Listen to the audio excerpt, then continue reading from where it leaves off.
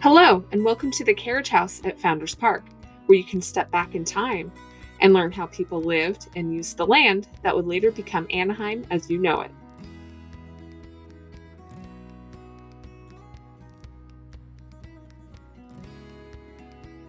Our tour starts today with the original group of inhabitants in this area, the Tongva people. They are a Native American tribe whose territory at one point covered 2,500 square miles and about 50 villages. One village, called Hotuuknga, was located within the boundaries of modern-day Anaheim. The Tongva were hunters and gatherers. This means that the men and older boys would hunt animals native to this area, such as rabbits and deer. They could even fish by walking to the ocean or the Santa Ana River. However, hunting was hard, and the men weren't always successful. Thankfully, the women and children would gather plant food, such as seeds, roots, and nuts, especially acorns.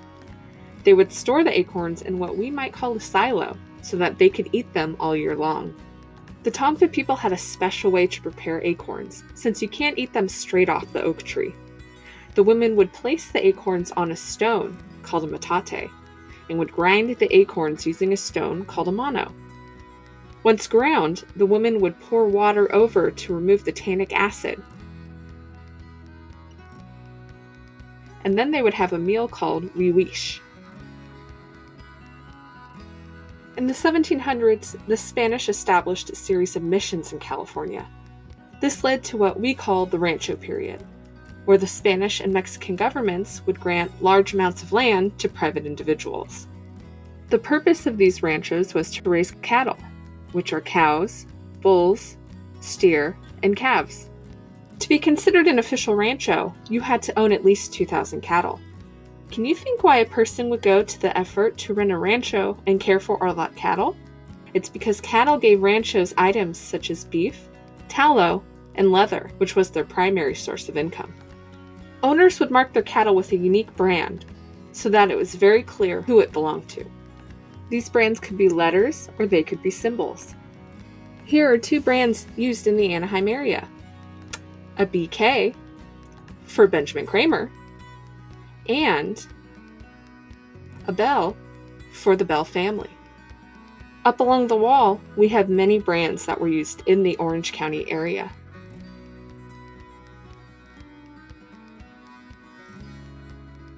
In the mid-1800s, two men in the wine industry, John Froling and Charles Kohler, decided that they wanted to establish a winemaking colony so that they would never run out of wine to sell.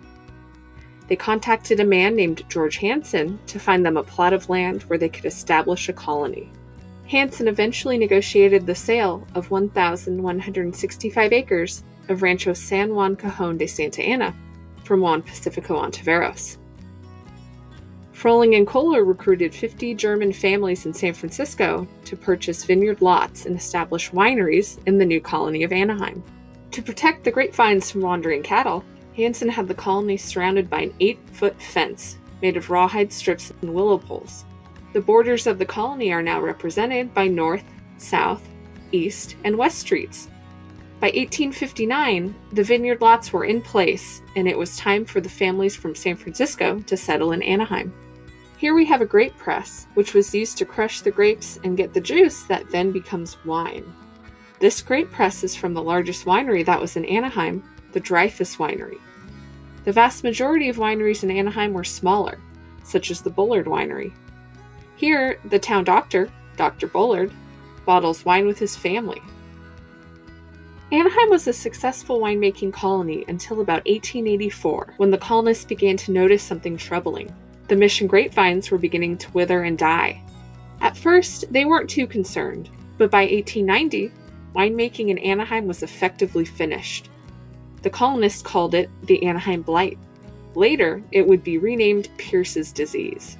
A microscopic bug called the leafhopper would jump from vine to vine, sucking out the water and causing the grapevines to wither, and would deposit a virus in the soil, making it impossible to regrow grapevines.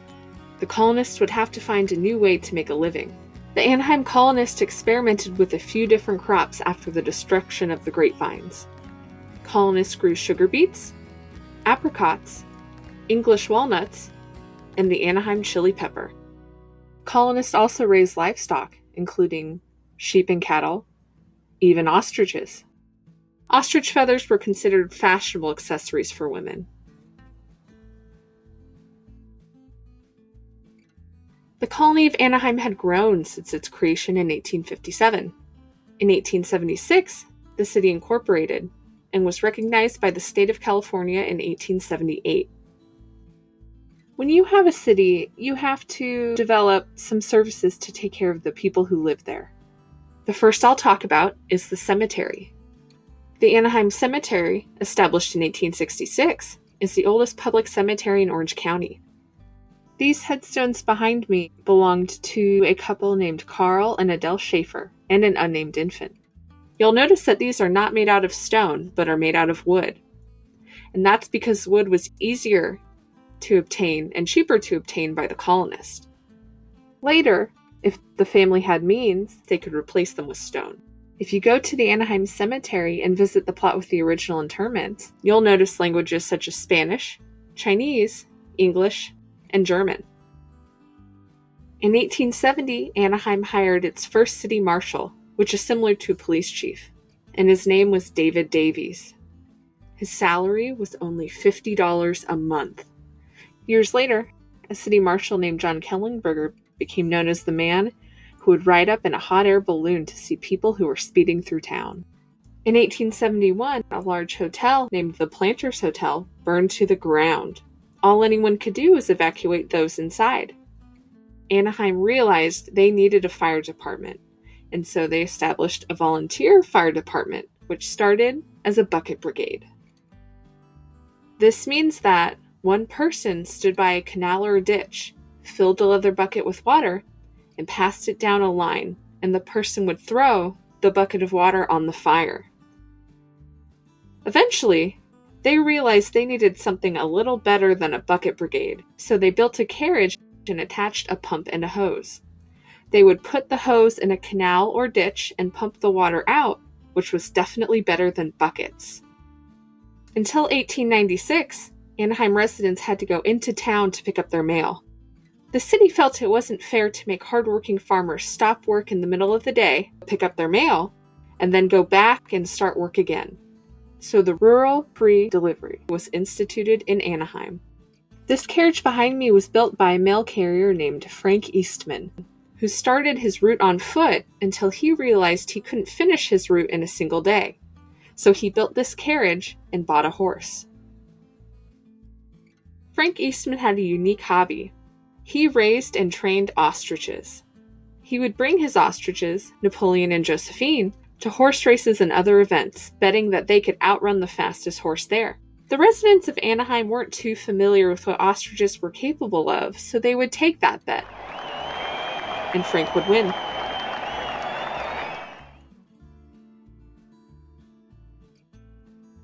We haven't yet talked about Anaheim's most successful crop, citrus. Dr. William Hardin is credited with planting the first orange grove in 1870.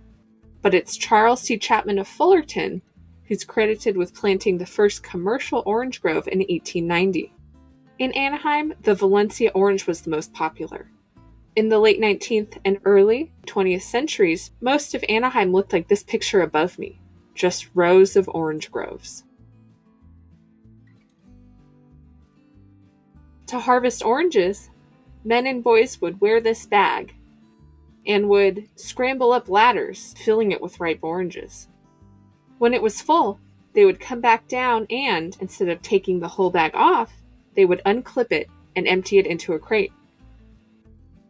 They would reclip the bag and would race back up the ladder. Once the boxes of oranges were full, they were taken from the fields into packing houses, where they were boxed and shipped. You'll notice that it was primarily women doing this work. Packing houses provided women a rare opportunity during this time to find paid, respected employment outside of the home. Women would sort oranges by size, using something called a sizing ring. Once they had determined the correct size of the orange, they would place it with others of similar size. They would then wrap them with tissue paper, and place them in the box. Remember, this was before refrigerated trucks. So if there was a spot of mold on the orange, this tissue paper would prevent it from infecting the rest of the box. One important way that oranges were advertised was through citrus crate labels. If you went to the store and bought a box of oranges you really enjoyed, you might go back to that store and search for a box with the exact same label design. I'm sitting in a reproduction of a packing house office. In addition to boxing and shipping citrus, packing houses had to do a lot of paperwork, such as sending out bills, receipts, and other letters. So, to do this, a secretary would come into an office, open up their desk, and would type away bills and receipts and what have you.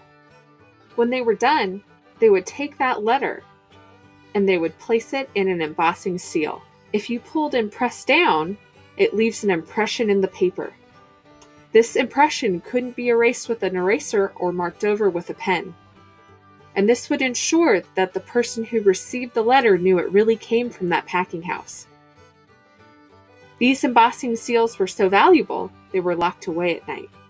Oranges were important to the people of Anaheim, but in the 1920s, many Americans weren't really familiar with the fruit.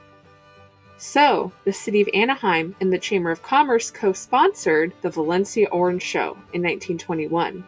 In 1931, it merged with the Orange County Fair. Each year, the theme of the Valencia Orange Show became more extravagant, ranging from fairy tales to ink and gold and Egyptian treasure. In 1929, organizers of the Valencia Orange Show had a good idea. They asked girls from Anaheim High School if they would participate in a swimming competition. The winner would become Miss Anaheim and Queen of the Valencia Orange Show. But they didn't tell the girls everything. When the girls showed up to City Park, now called Pearson Park, they saw that the pool had been filled with tons and tons of oranges. Here's Jessie Darnley, who won the swimming competition by never giving up. The early colonists of Anaheim didn't give up either. When they could no longer grow grapes, they tried their hand at other crops, eventually finding their way to citrus. The city grew eventually due to the aerospace industry, and then, due to tourism, thanks to Disneyland, the Convention Center, and Angels Baseball. Thank you for joining us on this virtual tour of the Carriage House at Founders Park. Please visit the Anaheim Heritage Center's website where you can see more historic photos. Thank you. Bye.